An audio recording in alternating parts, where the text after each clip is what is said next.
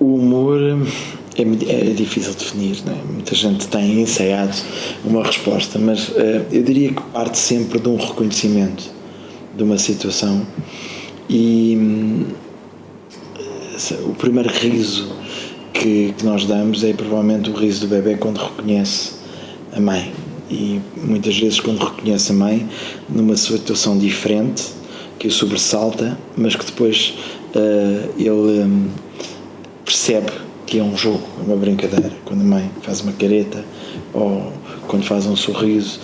Portanto, eu diria que o humor acaba por ser sempre o reconhecimento de uma situação com uma das suas componentes alterada, mas isto é muito genérico, não é? O humor acaba por ser, digamos, essa alteração da normalidade, mas que é uma alteração que nos provoca fisicamente uma reação que é, digamos, um pequenino instante de felicidade. E que nós temos que ter quase que chaves para conseguir perceber esse pequenino instante. Sim, pois há muitas variações, quer dizer, eu acho que aquilo que me diverte sempre a mim é aquilo que eu não estou à espera. Muitas vezes quando me sentem e me anunciam vou-te fazer rir, isso é quase meio caminho para eu ficar com menos vontade de rir. Isto é alguém que diz, olha, agora vou-te fazer uma coisa que te vai provocar determinado efeito. E eu fico sempre, será que vai?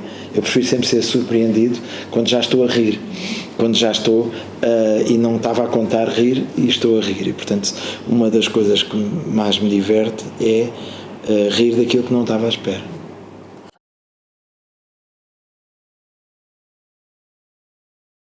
Há muitas variações, não é? E hoje o humor em televisão, aliás, está para lá do próprio género humorístico, porque há o humor dos programas ditos de humor, das comédias, mas há o humor também, digamos, como registro de algumas personagens noutros programas mais sérios. E, portanto, tal como tudo se tornou mais complexo e mais misturado e com mais variáveis, o humor também acompanhou essa evolução. No início, o humor tem estado sempre, e os humoristas têm estado sempre, na linha da frente dos novos mídia. Quando surgiu o cinema, os grandes humoristas estavam no cinema. O Chaplin, o Buster Keaton, os irmãos Marx. Depois mudaram-se para a rádio, dos dias gloriosos da rádio. Os grandes humoristas estavam na rádio. Quando vem a televisão, os humoristas mudam-se para a televisão. E hoje em dia os humoristas já estão nas redes sociais, já estão no YouTube diretamente. Portanto, uma das características dos humoristas é estarem sempre na linha da frente do novo meio tecnológico de difusão. E isso tem sido uma das características. E depois, dentro desse meio, o humor eu diria, talvez juntamente com a música, sempre o primeiro género a adaptar-se ao novo meio. Porque o humor tem esse lado da espontaneidade, da rapidez, o humor basicamente pode ser uma pessoa a falar para uma câmara e pode ser uma pessoa, digamos, a fazer meramente um jogo de forma como diz, pausa, portanto a chamada a entrega, a deliverance, a pausa. Há muitos atores e humoristas que dizem que o segredo do humor está na pausa, no timing.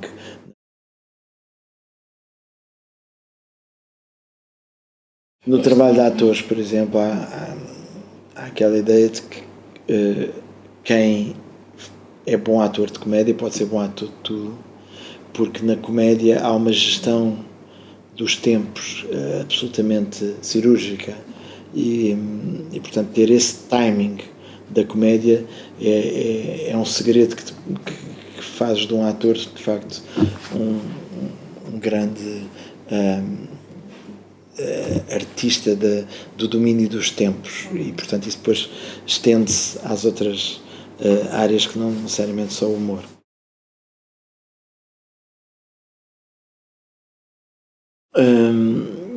Quer dizer, o humor, como ao jornalismo, ou é bom ou é mau, dentro ou fora do serviço público, nos privados, no serviço público.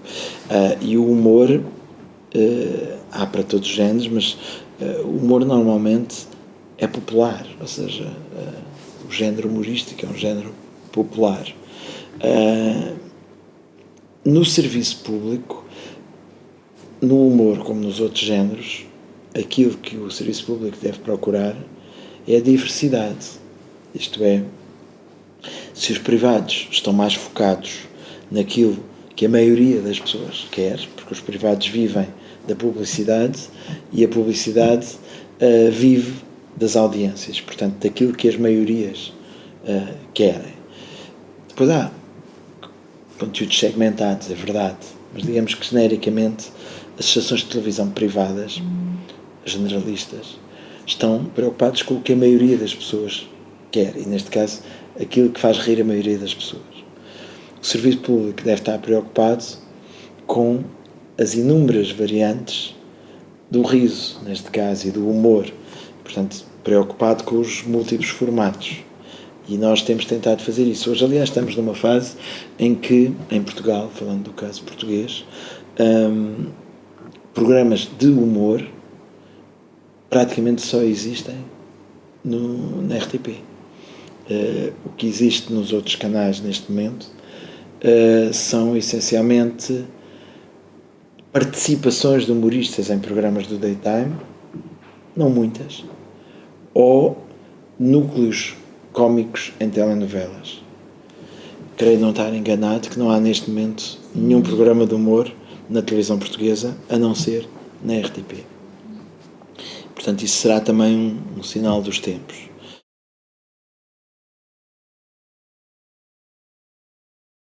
O género do humor em conteúdo de comédia, portanto, de escrita dramática, isto é, sitcoms, séries humorísticas, mas foi interessante ver também na evolução das séries em todo o mundo que o género, eu não lhe chamaria exatamente tragicomédia, mas dramedy, eles chamam-lhe, ou seja, situações dramáticas cruzadas às vezes com situações cómicas na mesma série. Houve essa evolução. As sitcoms, portanto, foi muito interessante ver a maneira como os risos gravados saíram das sitcoms e hoje se tornam quase insuportáveis. Na altura, o riso gravado, isto tem a ver muito com a comédia ser também um ato público, ou seja, a ideia que vem do teatro, e obviamente vem tudo da Grécia, porque é de lá que começa tudo, mas esta ideia de rirmos em conjunto, não é só rir, não é só eu rir sozinho, mas eu estar integrado num grupo que ri e rimos das mesmas coisas, e isso reforça o espírito comunitário. E daí a televisão ter inventado os risos para dar a ideia que estamos a rir com outras pessoas, os risos gravados, para dar a ideia que pertencemos a uma comunidade que ri e que ri das mesmas coisas. E depois, como isso se tornou ultrapassado, e como hoje em dia quase nenhuma série contemporânea usa os risos. Isso é curioso. Houve ali um momento em que eu acho que coincide com o The Office, por um lado, em Inglaterra, o Ricky Gervais, e por outro lado, o Larry David a fazer o Curb Your Enthusiasm, em que se tem o mesmo registro e se inventou um género novo que foi uma espécie de mockumentary, de documentário falso, em que supostamente havia uma equipa a filmar uma situação e os risos saltaram e passou a haver um registro de comédia em que os próprios atores falavam para a câmara. E essa foi a primeira vez que aconteceu o retirar do riso? Foi mais ou menos por essa altura que, de repente, coisas que nos pareciam naturais, como pôr risos nas sitcoms, deixaram de fazer sentido.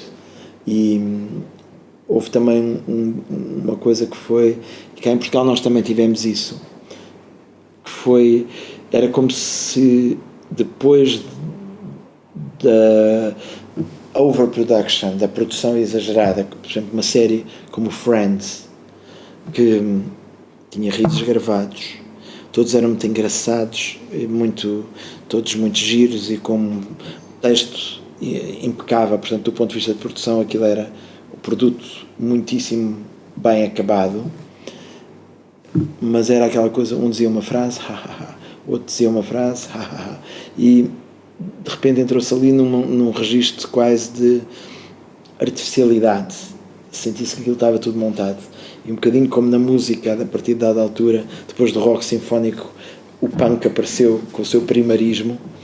Eu acho que também na comédia foi necessário, depois desta sofisticação de efeitos, digamos que se fosse um doce, era um doce excessivamente açucarado, foi preciso introduzir uma componente quase amarga que se vê expressar por coisas como às vezes não há atores a fazerem a representação do humor, não utilização de risos gravados, um registro quase realista em que os atores não fazem piadas, não dizem punchlines, e a situação vem, o humor da situação vem, por exemplo, do incómodo, o humor em que é tão incómodo que quase é cómico esse incómodo, é a especialidade, eu diria, do The Office, do Ricky Gervais, a vergonha alheia, o embaraço por figuras que personagens estão a fazer.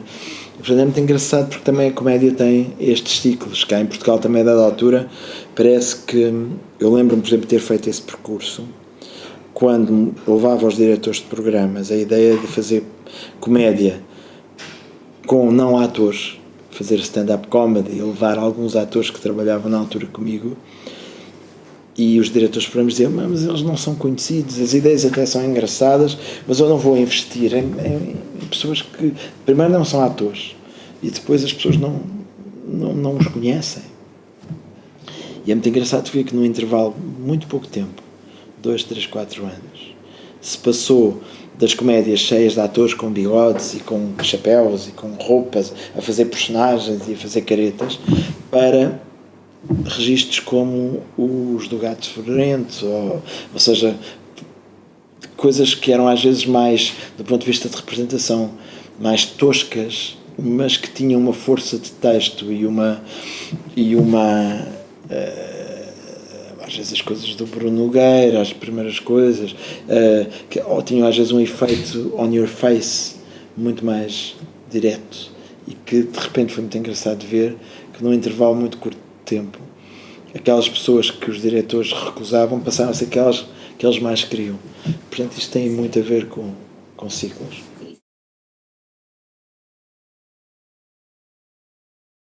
Eu acho que a última grande série que eu me lembro que tinha risos foi o Seinfeld.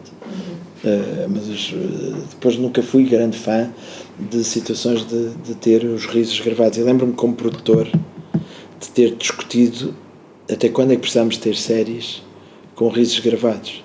Havia um momento, e é quase estranho pensar nisso agora, em que quando se fazia uma série e não se punha os risos gravados, parece que os sketches não tinham a mesma graça, porque faltava ali aquele ritmo, aquele condicionamento quase, não é? Eu lembro-me de ter, em séries que nós fizemos e que acabámos por pôr risos, por exemplo o Herman Enciclopédia, eu lembro-me de termos hesitado se iríamos pôr ou não. E lembro-me de ter feito a experiência de pôr os sketches sem os risos e daquilo soar seco demais. Portanto, há aqui um condicionamento que tem a ver com o próprio tempo e com situações de recepção. O espectador o código do humor partia por ter que ter aqueles risos. E a partir de um dado momento isso passou a ser datado. E é interessante como isso... Nos géneros que estava a dizer há pouco, eu gostava de sinalizar um género que surgiu e que, não sendo stand-up comedy, é o grande género emergente da televisão em termos de humor, que, já com uns anos, é uma derivação do talk show, que é o humor político, o talk show político, e que tem como seu grande exemplo o Daily Show do Jon Stewart. Já havia talk shows em que havia momentos de stand-up comedy, em que havia momentos, digamos, de humor político, mas nunca tinha havido com essa força um talk show de cariz eminentemente político e satírico, como o Jon Stewart.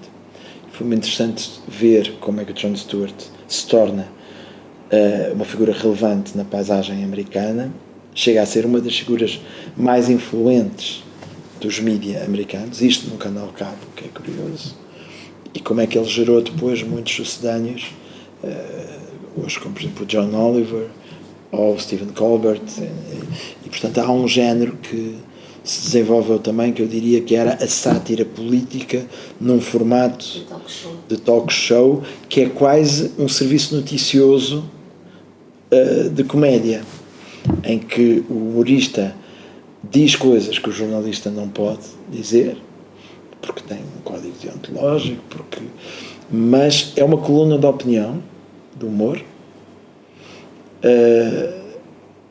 e é também um momento de comédia, portanto, mas é uma comédia muito direta, feita a partir de material real, a partir de imagens da informação, do lado informativo, às vezes remontadas, às vezes postas em contexto diferente. Eu diria que isso foi um género de humor relativamente novo que surgiu e que se consolidou muito com o Jon Stewart. Podemos dizer que ele é uma derivação, por um lado, da stand-up comedy e, por outro lado, dos talk shows, o registro do talk show. Depois é claro que às vezes tem sketches também, mas é, no fundo, o humor em cima de um registro noticioso. E isso é curioso porque,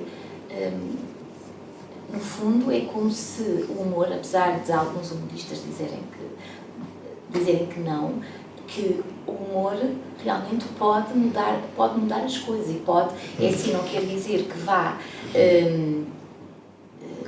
transformar, mas pelo menos vai questionar. Sim. Eu acho que isso é importantíssimo. Sim, eu lembro, há humoristas, lembro-me sempre, o Ricardo Araújo Pereira diz que o humor é só o humor e que o humor não muda, porque senão os humoristas teriam certamente, nunca se fez tanto humor, por exemplo, como se faz agora com o Trump, e os humoristas não deitaram abaixo o Trump. Portanto, o Trump foi eleito apesar de todos os humoristas gozarem com ele. Apesar de termos o Michael Moore a dizer que a única maneira de deitar abaixo o Trump é pelo sarcasmo, mas a verdade é que aparentemente os humoristas não têm esse poder, mas têm um poder. Digamos que o humorista é o que põe o bigode no quadro da Gioconda, põe lá é o tipo que repara que o político tem aquela característica e o humorista pode ampliá-la e pode fazer com que as pessoas reparem melhor naquela característica daquele político. O caricaturista exagera às vezes os traços, o nariz, o olhar. O humorista pode exagerar um traço de personalidade, uma frase, e de repente nós percebemos por aquele exagero que aquele político é realmente aquilo. E é verdade que os humoristas não derrubam o político, mas o político ficará para sempre com aquele bigode, com aquela marca. E isso é um poder enorme, que é, quando nos lembramos daquela pessoa, muitas vezes nos lembramos do retrato humorístico que foi feito daquela pessoa. Portanto, isso pode não derrubar o político, mas marca-o com um traço. Lembro-me quando nós fazíamos o Contra-Informação, que os bonecos de determinados políticos inscreviam na opinião pública, na cultura popular, um traço daquele político de que ele muitas vezes não se livrou. Lembro-me quando o personagem do Tonega Guterres, que era o António Guterres, era caracterizado como indeciso e como depois não se decidia, depois no fim dizia aquela frase: é a vida, é bom, o que é que era. Lembro-me do António Barreto, sociólogo, ter dito que aquilo tinha marcado a carreira política do Guterres. Não o derrubou, claro que não, mas talvez tenha contribuído para na população dar aquele traço daquele político, justo ou injusto, quando se diz determinado bordão, quando se repete, quando se insiste. Eu acho que esse é o poder dos humoristas, que é muitas vezes um poder extraordinariamente injusto, porque muitas vezes marcam pessoas com traços que elas não têm, mas quando é certeiro é um poder que pode não derrubar o político, mas para sempre põe uma marca na sua figura pública, assim.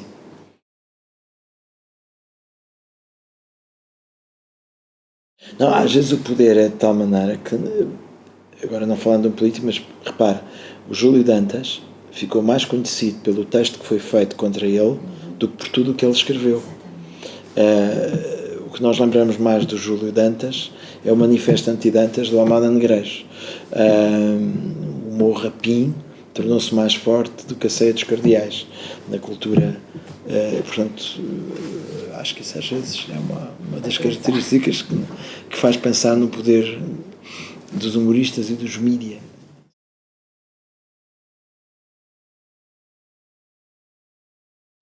Começou num almoço com o António Feio e Zé Pedro Gomes, em que eu ia contar-lhes a ideia que tínhamos, eu e as produções fictícias, para eles fazerem, para apresentarmos a proposta à RTP. E estava-lhes a contar a ideia, e à medida que estava a contar, estava a perder a convicção na ideia. Ou seja, era outro projeto. Era um projeto que depois viemos a fazer mais tarde, com outro título. Mas estava-lhes a contar e comecei a sentir, à medida que ia contando, que não estava aqui perdendo a convicção de que aquela era a ideia boa para eles. E a meio do almoço, de repente, veio-me esta ideia de fazer uma paródia à volta dos mitómanos e da ideia de querer fazer em Portugal filmes à americana, que é aquela ideia que toda a gente queria se fazer ao Hollywood português. E lembrei-me de criar uma ficção à volta de dois losers, produtores de cinema, que quisessem fazer cinema americano. E havia um filme que eu gostava muito, do Steve Martin e do Eddie Murphy, que se chama, em português creio que é o Sem Vergonha, mas que é à volta de um produtor loser feito pelo Steve Martin, Bowfinger, creio que se chama assim. E era fazer qualquer coisa naquele género, e começámos a falar e de repente entusiasmámos pela ideia, e portanto surgiu assim. E quando eu regresso para trabalhar a ideia com a equipa de produções fictícias, já estava mais ou menos desenhado, digamos, o conceito, e até já tinha mais ou menos a ideia do Paraíso Filmes, e portanto seriam estes tipos que decidiam fazer. E depois havia outra ideia que era: mas quem é que aprova isto? E então era aquela ideia de que era um projeto que tinha entrado na RTP e tinha ficado esquecido numa gaveta e teria entrado mesmo no dia antes do 25 de Abril, teria ficado na gaveta, e de repente alguém diz: olha que coisa tão gira, vamos aprovar. E passados estes anos todas as pessoas que o propuseram já davam noutras vidas, mas de repente decidem fazê-lo. Pronto, e vi esta ideia básica. Depois tentei, portanto, com o Nuno Marco, com o Eduardo Madeira, com o Henrique Dias e com o Filipe Homem Fonseca, começámos a trabalhar na história, e depois definiu-se aquela ideia de então que raio de profissão é que estes tipos deviam ter. Então lembrámos que eles deviam vender apliques de casa de banho, que é uma coisa assim bem longe do universo do cinema. Portanto, imaginámos esta ideia da trafaria como a nova Hollywood, a gozar um bocado com aquela ideia de que houve uma altura em Portugal que ia haver Hollywood em Portugal, ou era no Portimão, ou era não sei onde, Sintra, Cascais. Então pensámos a trafaria. Então esta ideia de montar em cima de uma fábrica de apliques de casa de banho, um armazém, ter este vigarista visionário que queria fazer filmes e ir buscar este realizador completamente lunático para os fazer. O que eu acho que é mais original na Paris Filmes foi termos sintonizado com o espírito do tempo, talvez às vezes até antes do tempo. Aquela ideia de fazer um mockumentary, aquilo montado como se fosse um documentário, era de facto o que estava a ser feito nos Estados Unidos. O ano da série é 2000, portanto creio que é 2000. É 2000, sim. E portanto foi num momento em que é quase como se houvesse uma sintonia com o que se estava a fazer.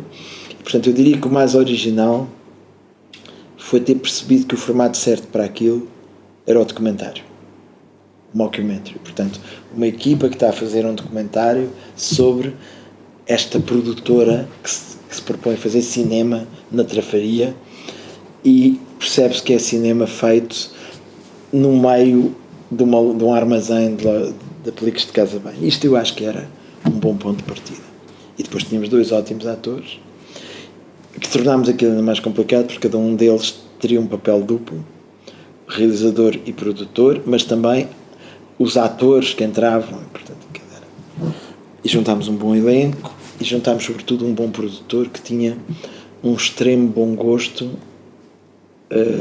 Eu acho que outra das forças do Paris Filmes é a modernidade e o bom gosto gráfico, cenários, figurinos, a maneira como é filmado. E depois, para dizer a verdade, acho que o que é engraçado no Paris Filmes é que, de certa maneira, é uma série falhada. E, portanto, desse ponto de vista, é uma série que está formalmente de acordo com aquilo que trata. Eu não diria que a série é tão falhada como eram os filmes que eles estavam a fazer, mas fico com a sensação sempre que, em termos de escrita, podíamos ter ido mais longe, e que os guiões eram às vezes partiam de uma boa ideia, mas às vezes eram só weird, esquisitos, estranhos, perdiam-se. Eu acho que das coisas que fiz estão na Paris Filmes algumas das coisas que eu mais gostei de fazer. O conceito de Paris Filmes, ou meia dúzia de episódios. O Sardinha, eu acho que é um ótimo episódio, talvez seja o meu favorito. A ideia de que eles vão fazer uma série que não tem nada a ver com o Tubarão, mas que é basicamente o Tubarão, mas que é para ser feito com salmonete, até o momento em que ele percebe o preço de salmonete e troca a última da hora por Sardinha, quando eles já tinham gravado cenas em que os atores diziam Sardinha, diziam salmonete, e é preciso gravar em pós-produção Sardinha. Eu acho que isto é um achado. Não sei quem é que foi estas ideias. Normalmente isto surge por acumulação. Um diz uma coisa, outro diz outra, depois é muito difícil determinar quem é que disse o quê. Este é o meu episódio favorito da Paris Filmes, porque acho que é o que mais serviu o conceito inicial. Mas há outros, e há sobretudo ideias malucas que são completamente fora do que se fazia em Portugal na altura. Eu acho que a grande força da Paraíso Filmes foi ter estado completamente sintonizado com o espírito do tempo que se fazia lá fora e completamente à frente do que se fazia cá. E foi um flop de audiências, claro. Só podia ser. Foi. Não teve muita audiência. Não. Mas foi premonitório, até pela Sardinha, não esse episódio. Sim. Porque A sardinha, atualmente, não é? Nós temos Sim, sardinhas, é interessante o salmonete ter sido trocado pela sardinha e depois a sardinha ter o sucesso que tem atualmente, não é? Sim. Mas é que ele tinha uma série de ideias que eu acho divertidas. Tinha um personagem que era um ator, mas que não gostava de ser filmado porque ele tinha jeito, mas não. Pronto, tinha alguns pormenores que eu acho que eram engraçados. Ia buscar, é claro, referências a muitos lados. Tinha. Lembro do episódio do L123, que era a versão do 007, mas em que o L123 é porque ele não tinha carro, mas usava o passe, e era o passe da zona de Lisboa, Grande Lisboa, que era a zona de atuação dele. Havia assim ideias que eram ao mesmo tempo eram muito portuguesas e ao mesmo tempo tinham uma modernidade e um nível de experimentar e de arriscar que eu acho que era o melhor que a série tinha. E depois, curiosamente, acho que a série foi semi-falhada, mas isso também lhe dá uma graça acrescida, porque se tornou de facto um objeto de culto.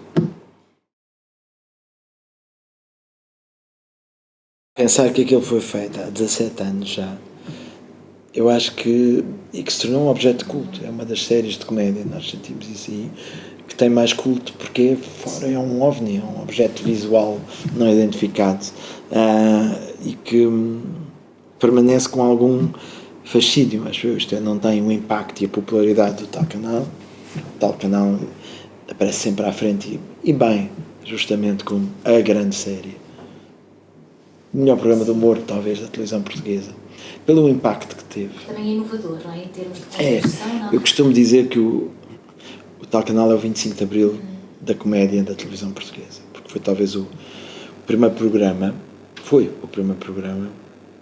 que rompeu definitivamente com os códigos vigentes, ou seja, o que havia até aí era basicamente sketches que vinham da tradição da revista e que eram filmados. E o tal canal é o primeiro programa que brinca com os próprios códigos da televisão, que desmonta e que desconstrói situações que têm a ver com a televisão, desde logo um canal, o diretor, os programas, os apresentadores de continuidade. Justiça seja feita, o Nicolau Breiner tinha ensaiado isso, porque o Nicolau Breiner ensaiou tudo. Foi um dos grandes inovadores da televisão portuguesa. Logo a seguir ao 25 de Abril, houve um programa chamado Nicolau no País das Maravilhas. O Nicolau fez os primeiros ensaios, creio eu, para o que poderia vir a ser um programa de humor que não partisse do código de revista. Eu costumo dizer, assim, por graça, que o rolo sonado foi o Humberto Delgado, o Nicolau Breiner fez o Golpe das Caldas e o Herman fez o 25 de Abril. Havia sinais de modernidade. Havia um programa que se chamava Riso e Ritmo, com o Armando Cortês e o Francisco Nicholson, programa dos anos 60, que era assim um programa ligeiro, quase de variedades, mas onde eles tinham um humor de trocadilhos, com alguma ousadia e modernidade. Depois havia muito bons programas que vinham da tradição da revista. Programas do Camilo de Oliveira, de Ivone de Silva, por exemplo. Era essa a tradição mais forte. Mas o tal canal rompeu com isso e trouxe o lado de modernidade, de desconstrução, com os códigos da televisão. E é essa a importância do tal canal, sobretudo porque ele surge no início dos anos 80, que é um momento da cultura portuguesa muito importante, porque nós não tivemos, como outros países da Europa Ocidental e da América tiveram, os anos 60 vividos na sua plenitude.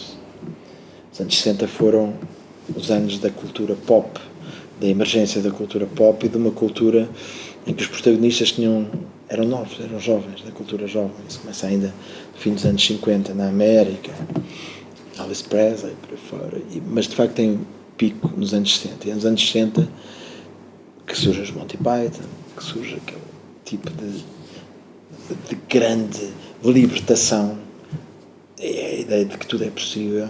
E nós não tivemos isso porque tínhamos uma ditadura. E portanto só vamos ter isso nos anos 80.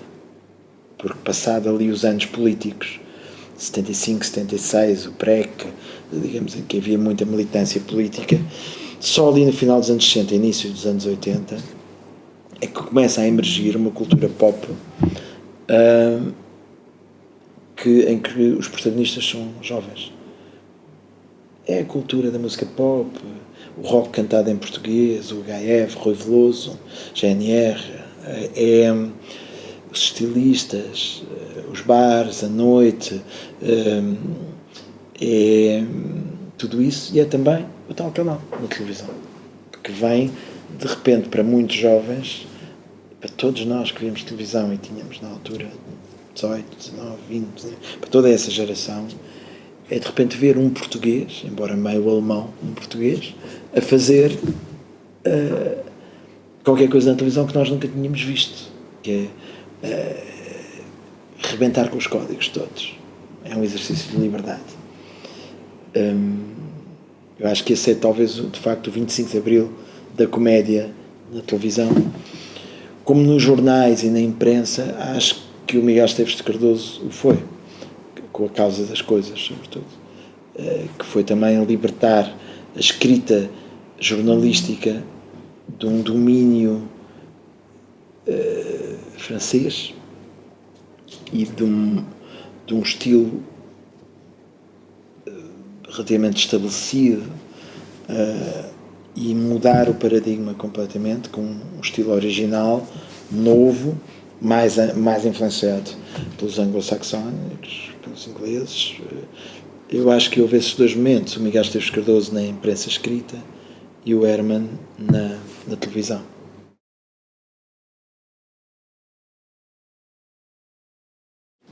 Eu acho que sou conhecido por ser um tipo, como se diz, com bom humor, bem humorado, né? Eu acho que isso tem a ver também com uma tendência que eu tenho para desdramatizar, no sentido de... Eu gosto de drama e gosto de coisas tensas e dramáticas, mas eu tenho muito esta ideia de... O humor é sempre uma distância, um pé atrás em relação à realidade. Isso é bom e é mau. Ou seja, o humor é um pouco retirar-nos da situação, darmos um passo atrás e ficarmos a observar. E é um pouco dizer, isto é tudo relativo. Uma coisa, alguém dizia que o humor é o drama visto à distância, ou seja, ou é o drama mais o tempo. E portanto, há essa capacidade que o humor tem de pôr as coisas em perspectiva e o riso, muitos humoristas dizem isto, o riso é a forma de combater a morte e a dor, é em última análise a nossa pequena vingança sobre a infelicidade, ou seja, nem que seja naqueles segundos nós somos felizes um bocadinho, enganamos esta coisa irreversível que é percebermos que vamos morrer, que percebermos que a vida tem situações dramáticas e, portanto, o humor permite-nos, nem que seja por uns segundos, fintar esse destino. E isto é dito por muitos humoristas, muitos filósofos, e eu acho que é verdade. Acho que há aqui, no humor, qualquer coisa de libertador, qualquer coisa de suspensão, de felicidade durante, nem que seja uma pequena fração. Portanto, eu na minha vida tenho sempre esta máxima: é melhor ser alegre do que ser triste, como dizia o Vinícius de Moraes. E é interessante, eu lembro sempre do Nome da Rosa, o romance de Humberto Eco, em que haveria o tal livro da comédia que o Aristóteles teria escrito, a teoria sobre a comédia, e que nunca encontramos, e aparentemente havia esse livro, mas ele precisava de ser destruído, porque isso significaria, em última análise, que poderíamos rir de Deus, e que, portanto, o riso vai contra, digamos, os princípios religiosos e a fé. Interessante isso. Não era bem assim, mas andava por esse território, esse livro. E, portanto, a comédia, eu acho que é sempre uma forma de ver as coisas numa perspectiva. Eu acho que é aquela cena maravilhosa dos Monty Python, no fim da vida de Brian, em que temos todos crucificados a cantar Always Look at the Bright Side of Life. Quer dizer, temos supostamente o Brian, o Cristo e os outros todos crucificados a cantar Olha sempre para o lado bonito da vida. Eu acho que este é dos momentos que eu acho que é absolutamente mais brilhante da história da comédia. Ter os crucificados a cantar Olha sempre.